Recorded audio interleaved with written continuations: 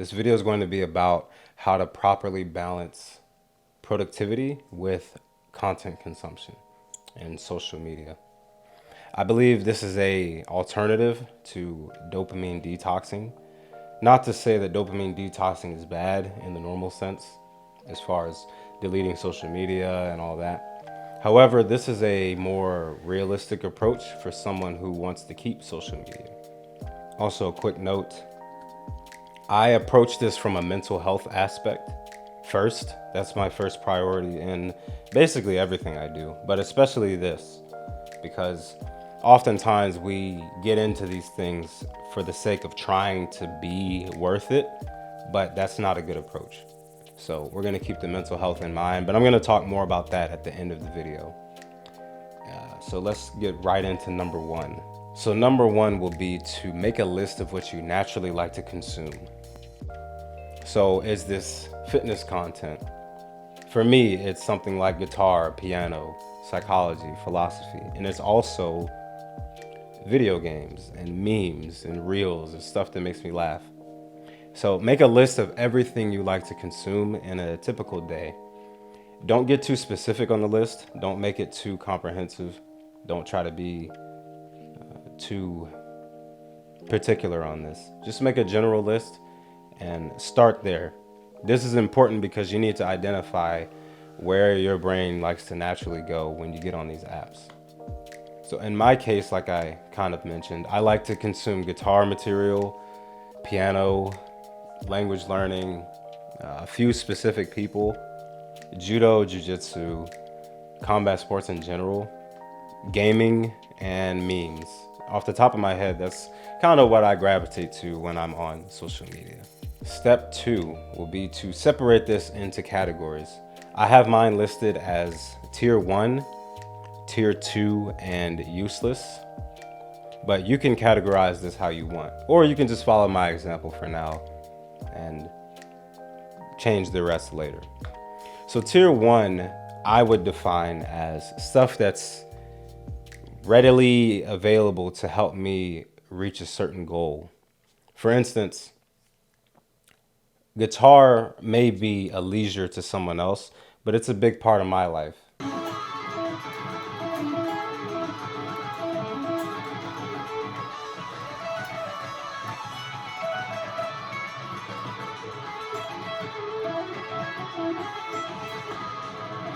So I would count that as tier 1. And then things like piano, combat sports, things that surround my hobbies and my main purpose in life, the things I really like to do. Tier 2 for me would be, going off my examples again, gaming, psychology, philosophy material, and memes. I wouldn't say memes are useless for me because they help me decompress. I'm not stressed out most of the time, but I do a lot of business stuff all day. I'm pretty much on the run all day. So it's nice to unwind and have a laugh here and there and not be so robotic, especially as a software engineer. It's, you'd be surprised the people you work with. The third is useless. Now, I'm not gonna name certain words, but we know what this is. The bad websites. I would count influencers in useless because a lot of them are just lying to you anyways. There's a lot of people, channels that you can put in the useless category, but it's important to be honest and identify what is actually useless to you and make an effort to start getting this out of your life. The reason I bring up these categories is because I think it helps to identify where we need to place these things, and that's going to be on the next step. But it's really important to take the time and go through step 1 and 2. Don't try to rush this because it's just going to make you have to work in reverse. Okay, step 3, or number 3, whatever you want to call it, is to find specific pages related to the content that you have in tier 1. You can do it for tier 2, but I would say it's better to do it for tier 1 because these are the things that are more important to you and that you're probably looking to use correctly. So for me, judo, jiu-jitsu, piano, guitar, things like that. Those are my tier ones, as I said before. And I have specific pages that I typically like to go to. Write some of these down or put it in your notes. I use Notion for just about everything. But whatever you take your notes with, do it there. And keep it simple. Maybe 3 pages, 5 pages max. I would not recommend having a lot of pages because then you spend a lot of time consuming content and not actually doing anything. So keep it short for now. In the future, maybe you can work with that. Okay, step 4. This is going to be scheduling times of day in which you want to consume this content. So for me, tier 1 content is typically right before that activity. Guitar, right? I like to play for about an hour a day. But the first part of that, I'll watch some of my favorite guitar players, get an idea, or I'll listen to some music that I've been thinking about recently to get some motivation or ideas of where I want to go with a certain scale I want to work with or whatever. I'm not going to get too specific. But that's the time I do it, right before that activity. Same with judo, same with piano, same with language learning, because I don't feel like it's useful any other time of day. Maybe at the end of the day, but if there's a time I had to choose, it would usually be right before it. Maybe even during it if I'm taking a small break or something. Tier 2 content, I like to schedule this at the very end of the day when I've done everything I needed for the day. So I like gaming videos and I can watch that for a long time, but I shouldn't do that when I know I got jujitsu class coming up or I got a piano session coming up. For me, it's okay, but it's not optimal. And it's not like you're never going to see that content again. It's just putting it at the strategic time. And that's a big part of why I make this. It's because you want to not eliminate these things, but just use them at the right time. And so these are good examples of what good placement is to me. In general, you'll have to use your own intuition. I would highly recommend following my model for all of this, at least starting out. And then later on, you can shift it to where you want to go. Some bad examples, I'd say, are waking up and looking at memes right away. That's not a good idea. Does it happen? Yes. Even I do it every once in a while. But in general, it's probably better to save that energy for the very end of the day.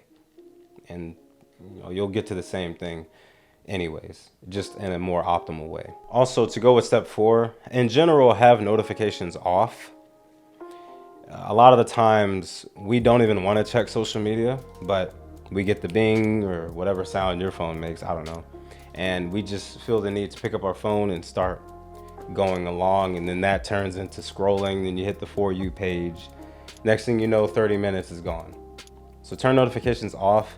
You're going to open the app anyways, so just wait until you open the app and you can look at everything you've missed. To add to that, I would also say a great way to get a list going of content to watch is to take your YouTube Watch Later playlist and divide that into actual playlists that you create.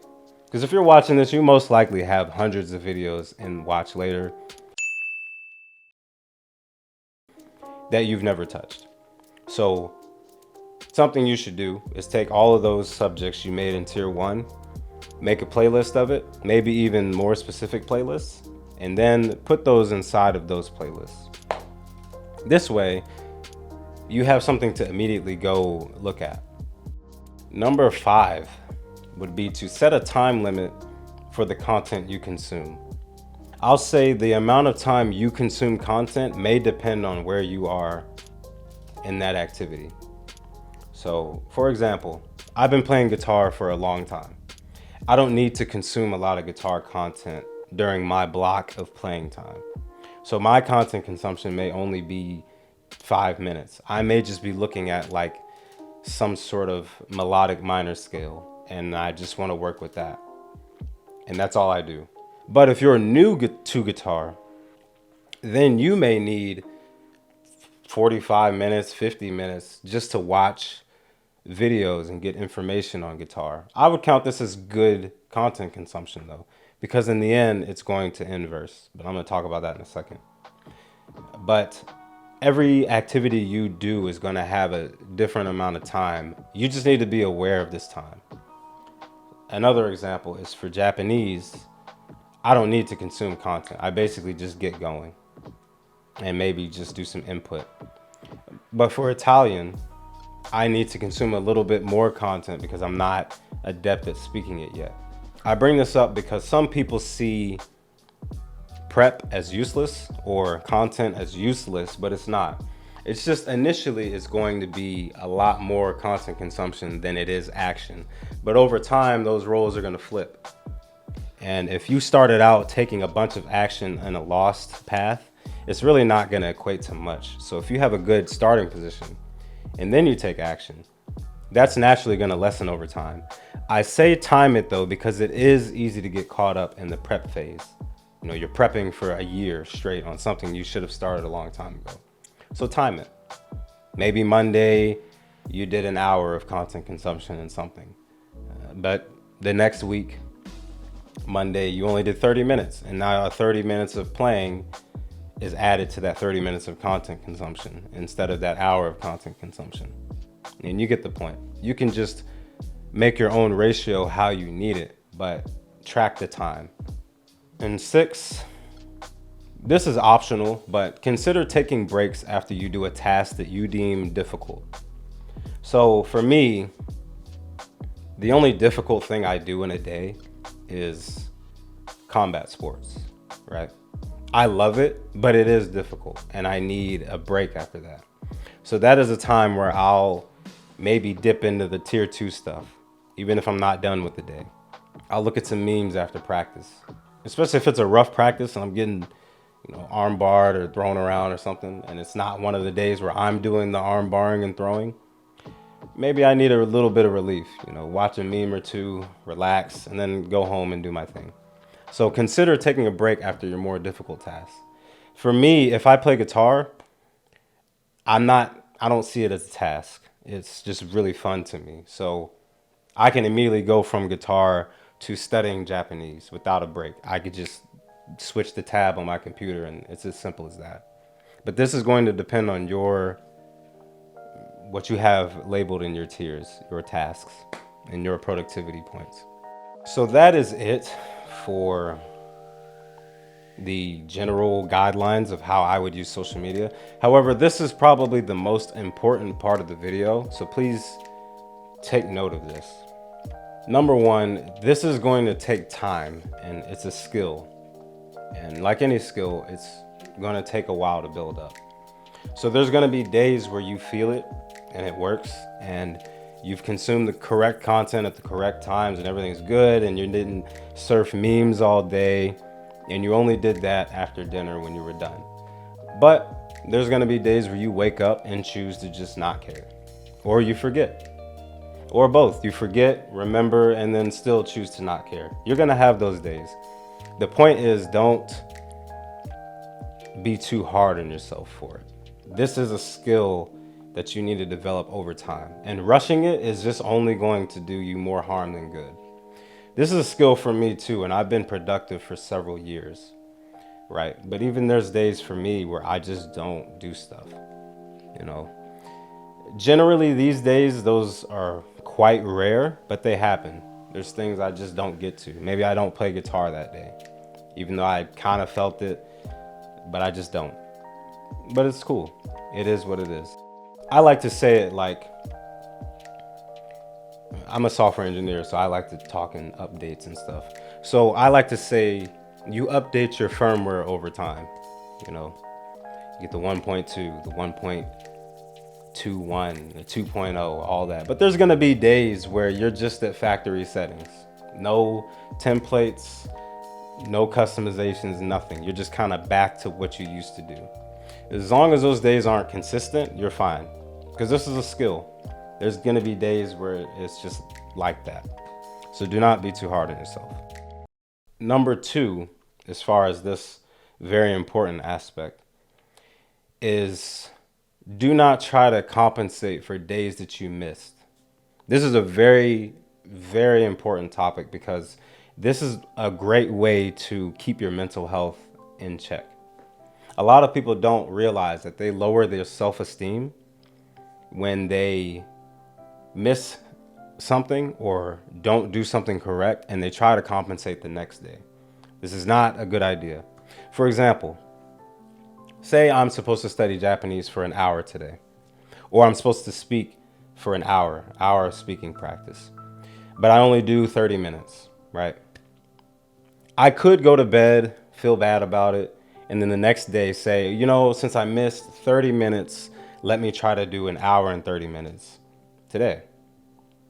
That's not a good idea though, because one, you may do that, but it's not going to be as efficient. Two, if you don't do that, it's just going to make that problem worse. Over time, if you keep doing this, you're going to eventually burn out and quit. This is mostly where burnout comes from.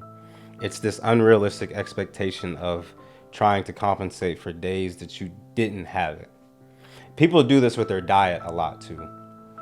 You'll see someone, they're right on track, or maybe you're on track, and then you go eat some ice cream and some donuts and a pizza. And then the next day you go to the gym and say, hey, well, I had that donut, ice cream, and pizza, so let me do an extra 30 minutes of cardio. This is not a good idea. Whenever you have days where you missed the mark, just let it go. This is a skill too, so it goes along with point one, but you have to let this go and understand that we're human. And there's literally no one on earth who has a so grand amount of perfect days. I don't even know what I'm trying to say right now. There's no one that has just this long perfect streak of perfect days where everything goes right. No, life happens. We got a lot of moving parts, a lot of variables. It is what it is. And I think that's the fourth time I said that. I would consider myself in my own life one of the most disciplined people I know. I'm not saying this to brag, but there are days where I just miss. Maybe I eat something I just don't need, but I just want. It is what it is. I don't count anything as a cheat. I don't count anything as a missed day. I just let it go. I love to think of those days as just human days, right? And then the other days, you're a robot. I'm pretty much a robot most of the time, but there's days where I like to be human too. Maybe I don't play piano that day. Maybe I don't go to the gym and do my training or something. There's something I just don't do, and that's okay. The problem is trying to make up for that. Make a very, very important note in all of your documents. I would say go write it in everything. Put a sticky note on your fridge, whatever.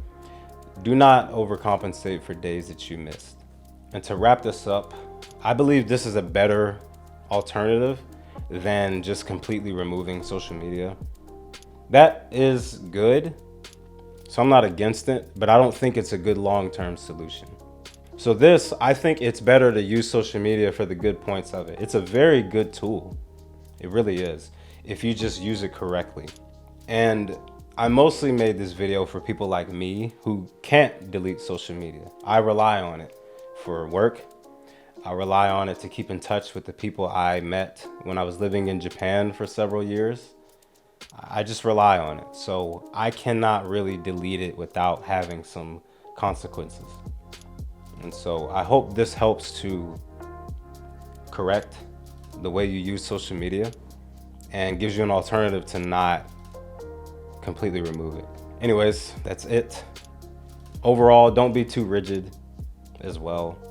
Some of these things are going to be loose. Let it go.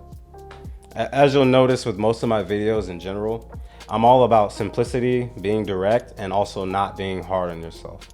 You'll probably see this overlying theme, and I'm going to repeat it just about every video I make.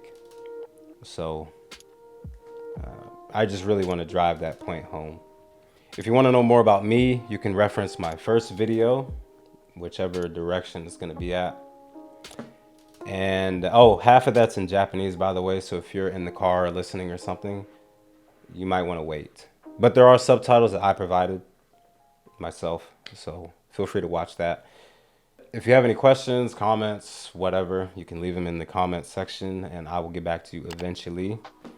Make sure you like, subscribe, and hit the bell, or you know what's going to happen. And I'll see you in the next one. Peace.